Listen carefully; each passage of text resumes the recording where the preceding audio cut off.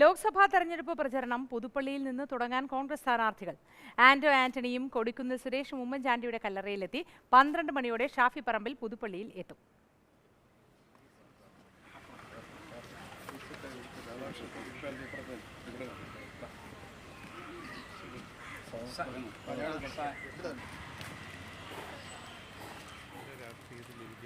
ഒരു ഗുരുനാഥനായി എന്നെ കൈപിടിച്ച് നടത്തുകയും ചെയ്തത് ഉമ്മൻചാണ്ടി സാറാണ്.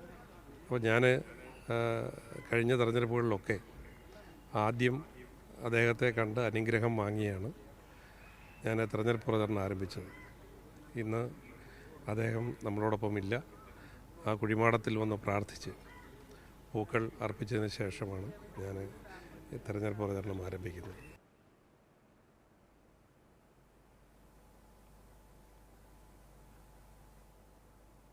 വളരെയധികം പ്രയാസം തോന്നുന്നു.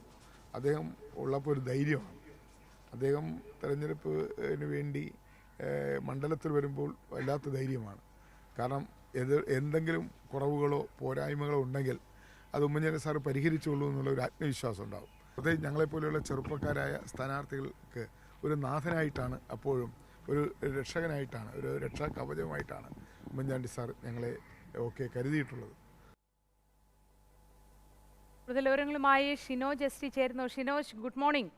ആന്റോ ആന്റണിയും കൊടിക്കുന്നിൽ സുരേഷും അല്ലാതെ ഇനി ഷാഫി പറമ്പിൽ കൂടി അവിടേക്ക് എത്താനുണ്ട്. മറ്റ് കോൺഗ്രസ് നേതാക്കളും വരുന്ന ദിവസങ്ങളിലൊക്കെ തന്നെ വന്ന് അനുഗ്രഹം തേടും എന്നാണ് തോന്നുന്നത്, അല്ലേ ഷിനോജ്?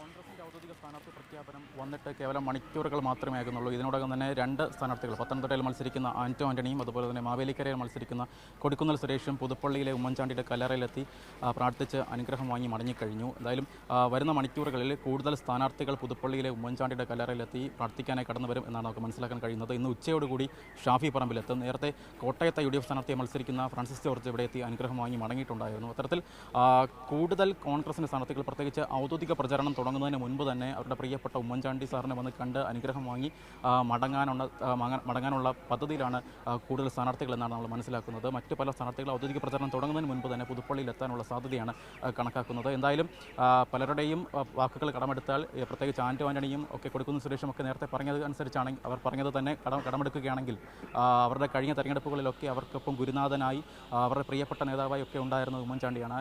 ഉമ്മൻചാണ്ടി ഇല്ലാത്ത ഒരു ആദ്യത്തെ ലോക്സഭാ തെരഞ്ഞെടുപ്പിലാണ് കളമൊരുങ്ങുന്നത്. അത്തരത്തിൽ ഉമ്മൻചാണ്ടിയുടെ അനുഗ്രഹം വാങ്ങി തുടങ്ങുക എന്നതാണ് അവരുടെ ഏറ്റവും വലിയ ആഗ്രഹം.